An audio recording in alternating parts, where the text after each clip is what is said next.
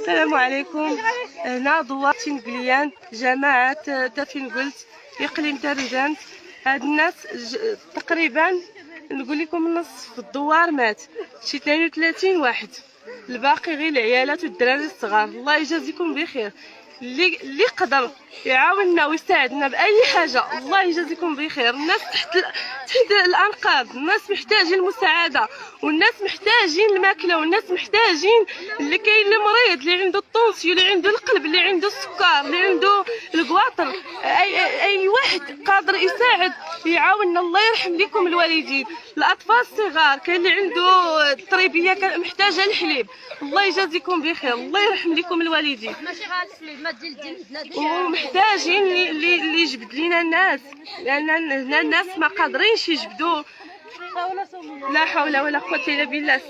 بحال هاد البنت عائلتها كلها متوفيه، كلها تحت الانقاض، كلشي وحتى هاد البنيه هادي، حتى هاد البنيه. كنطالبوا الله يرحم لكم الوالدين اللي قادر يساعدنا باي حاجه، سواء كانت الماكله، سواء كانت الدواء، سواء كانت الفراش، سواء كانت. الله يجازيكم بخير، الله يرحم لكم الوالدين. هاد السيده ماتوا ليها جوج دراري ومهرسه في رجليها هي وولدها. الله يرحم لكم الوالدين. الاخرى طاح الحجر على راجلها، تشتت وخرجوا ليهم صاروا. الله يرحم لكم الوالدين. جميع هاد النساء كاع اللي كتشوفوا كريور ريبو، الكتيبه ماتت، هاد العيالات اللي بقاو بالدراري الصغار.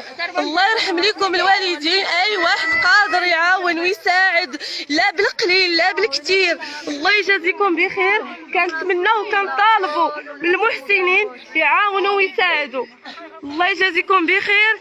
دوار تنقليان جماعه فين قلت إقليم تارودانت.